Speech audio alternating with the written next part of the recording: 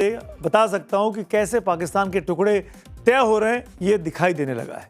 अब मैं आपको एक ग्राफिक्स दिखाता हूं, एक मैप दिखाता हूं इस पीछे अपनी बड़ी स्क्रीन पर। इस नक्शे को ध्यान से देखिएगा, इसमें पाकिस्तान दिखाई दे रहा है। पाकिस्तान के पश्चिम में अफगानिस्तान है और पूरब में भारत है। ये बलूचिस्तान का इलाका है। ये जो सीमा है अफगानिस्तान के साथ लगी हुई, इसको डूरंड लाइन कहते हैं। अफगानिस्तान के साथ पाकिस्तान यहाँ इस इलाके में लड़ रहा है। यहाँ पर अफगानिस्तान और तालिबान के बीच आपस में ज़बरदस्त गदर मचा हुआ है। और ये जो इलाका है POJK का, वहाँ पर लोग जो है वो कह रहे हैं कि भाई हम कश्मीर के साथ नहीं हैं, हम पाकिस्तान के साथ नहीं, हम अपने साथ रहना चाहते हैं। इसी नक्शे की वजह से बार बार कह रहे हैं कि पाकिस्तान दोनों तरफ से, यहाँ से भी मार खा रहा है, यहाँ से भी मार खा रहा है। तो पाकिस्तान क्या टूटने की कगार पर आ गया है? यही सबसे बड़ा सवाल खड़ा हो गया। बलूच लिबरेशन आर्मी यानी BLA पहले से ही पाकिस्तान से अलग होने के लिए युद्ध लड़ रहा है।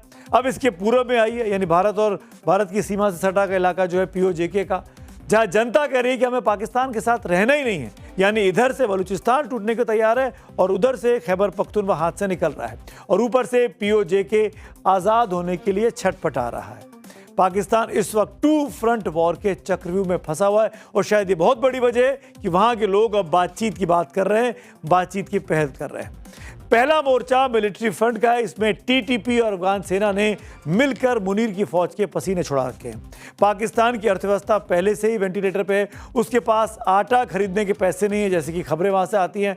ऐसे में वो अफगानिस्तान से युद्ध लड़ने का खर्च कहां से उठा पाएगा? दूसरा मोर्चा घर के अंदर जारी एक तरह का सिविल वॉर है। जब किसी देश की जनता ही सरकार के खिलाफ हाथों, बंदूक या पत्थरों के साथ खड़ी हो जाए तो दुनिया की कोई भी सेना उस देश को टूटने से नहीं बचा सकती। 1971 में पूर्वी पाकिस्तान जो बांग्लादेश अब बना है, में यही हाल हुआ था। तब पाकिस्तान ने बंगाली अवाम पर अत्याचार किए थे और नतीजा क्या हुआ? पाकिस्तान के उस वक्त 71 में 2 टुकड़े हो गए थे। आज इतिहास खुद को दोहराता दिखता है। दावा है कि POJK और बलूचिस्तान के हालात 1971 के बांग्लादेश जैसे हालात जो थे लगभग वैसे ही बन चुके हैं। इसीलिए ये खतरा पाकिस्तान के टूटने का, विघटन का उसके सर पर मंडरा रहा है। कार्यक्रम के आखिर में आ गया हूं, बात करूंगा आप सबके व्यूज की, यानी पब्लिक व्यूज की, जो हमारे शो का सबसे इंपॉर्टेंट सेगमेंट है। पाकिस्तान तालिबान के मुद्दे पर राघव कृष्णा पोस्ट करते हैं X पर, पाकिस्तान ने जो बोया था अब वही फसल काट रहा है। तालिबान वही खेल खेल रहा है जो आतंकिस्तान वर्षों तक खेलता आया है। एक और पब्लिक व्यू ऑपरेशन सिंदूर वाली खबर को लेकर विवेक पांडे साहब का लिखते हैं, जवानों के सर्वोच्च बलिदान पर सियासत नहीं, अभिमान होना चाहिए। सियासत करने के लिए और भी मुद्दे हैं, सेना को इससे दूर रखा जाए। और यही लगभग हर हिंदुस्तानी का सेंटिमेंट है।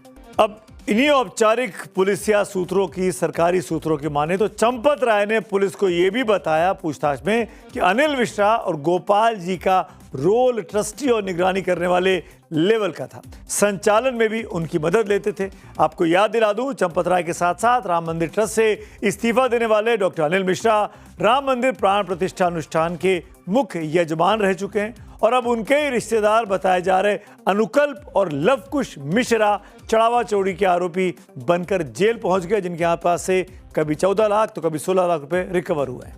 आज पुलिस की टीम ने अनुकल्प मिश्रा के इनायत नगर में मौजूद उसके पैतृक गांव बसावा में छापेमारी की। पुलिस अधिकारियों ने अनुकल्प के परिजनों से उनकी संपत्ति ने इसके बाबत जानकारी जुटाई। तो वहीं पुलिस की टीम लवकुश के घर भी पहुंची। घर के बाहर मौजूद उपले रखने की जगह और भूसे में भी तलाशी ली गई, जहां से मोटी रकम मिलने का दावा भी किया गया है। कुछ पुलिस के अधिकारी हैं, हम उनसे भी बात करने की कोशिश करेंगे कि यहाँ पर सर आज क्या पूछताछ हुई है, क्या उसमें केंद्रित रहा है सर? ये हमारे स्तर का नहीं, ये आप हमारे अधिकारियों से पूछिए। बाइट के हम हकदार नहीं, बाइट नहीं, हम ये जानना चाहते संपत्तियों की ही बारे में जांच चल रही है, उसी संबंध में चल रही है, लेकिन ये हमारे कप्तान साहब से पूछिए। तो बिल्कुल देखिए, पुलिस भी इस बात की तस्दीक कर रही है कि अनुकल्प मिश्रा की जो संपत्तियां हैं उसकी छानबीन की जा रही है, उसको खंगाला जा रहा है कि अनुकल्प मिश्रा ने क्या चढ़ावे के पैसे से संपत्तियां बनाई थी या फिर उसकी पुश्तैनी संपत्ति थी। इन सभी बातों की अब एक तरीके से जांच चल रही है। आज पूरे पाकिस्तान में गदर मचा है। रावलकोट की गलियों से लेकर पेशावर तक, बलूचिस्तान के पहाड़ों से लेकर खैबर पख्तूनख्वा तक सब सिर्फ और सिर्फ मातम पसरा है।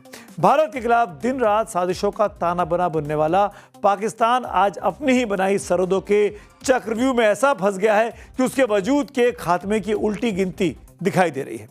तालिबान राज वाले अफगानिस्तान ने पश्चिमी सरहद पर पाकिस्तान की वो फजीयत की जिसका अंदाजा जनरल आसिम मुनीर को शायद ही रहा।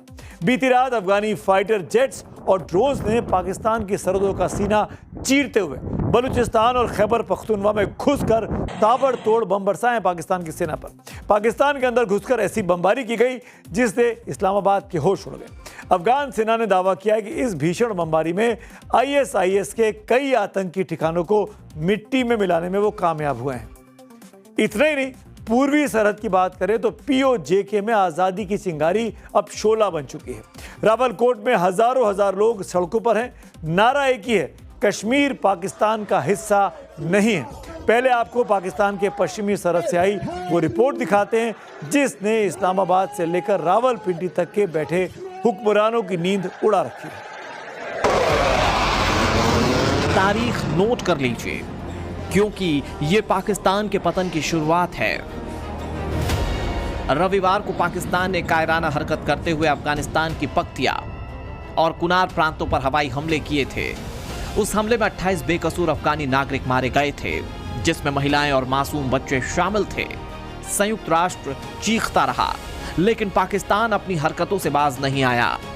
तब अफगानिस्तान की तालिबान सरकार ने साफ कह दिया था, बदला लिया जाएगा और ऐसा लिया जाएगा कि पाकिस्तान की पुश्तें याद रखेंगी। और फिर हुई वो खौफनाक रात जब पाकिस्तान की सोती हुई वायुसेना और लाचार रडार सिस्टम को धत्ता बताते हुए अफगानिस्तान के फाइटर जेट्स और सुसाइड ड्रोन्स ने पाकिस्तान की सीमा में प्रवेश किया। निशाना बिल्कुल सटीक था। अफगानिस्तान के रक्षा मंत्रालय ने सीना ठोक कर ऐलान किया है कि उन्होंने बलूचिस्तान के पिशिन इलाके के सरनान इलाके में ISIS और दाइश के उस जॉइंट सेंटर को मटियामेट कर दिया है, जहां से अफगानिस्तान के खिलाफ साजिशें रची जा रही थीं।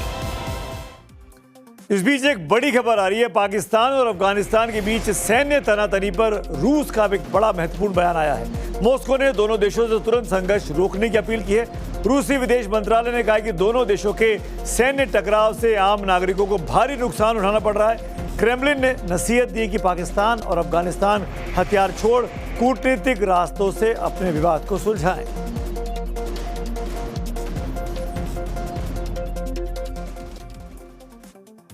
अगर पाकिस्तान के पश्चिमी मोर्चे पर बमों की बारिश हो रही है तो पूर्वी मोर्चे पर इस्लामाबाद को उसके अपने ही कर्मों की सजा मिल रही है। जरा इन तस्वीरों को ध्यान से देखिएगा। ये तस्वीरें पाकिस्तान के अवैध कब्जे वाले कश्मीर यानी POJK की आएंगी। रावलकोट का ये वो इलाका है जिसने मंगलवार को बगावत का एक नया इतिहास रच दिया। ईदगाह मैदान में जब हजारों लाखों का हुजूम उमड़ा तो उनकी हुंकार ने सीधे जनरल आसिम मुनीर की फौज को ललकार दिया। सरेआम दो टूक शब्दों में ऐलान कर दिया कि कश्मीर कभी पाकिस्तान का हिस्सा नहीं था और न ही कभी होगा।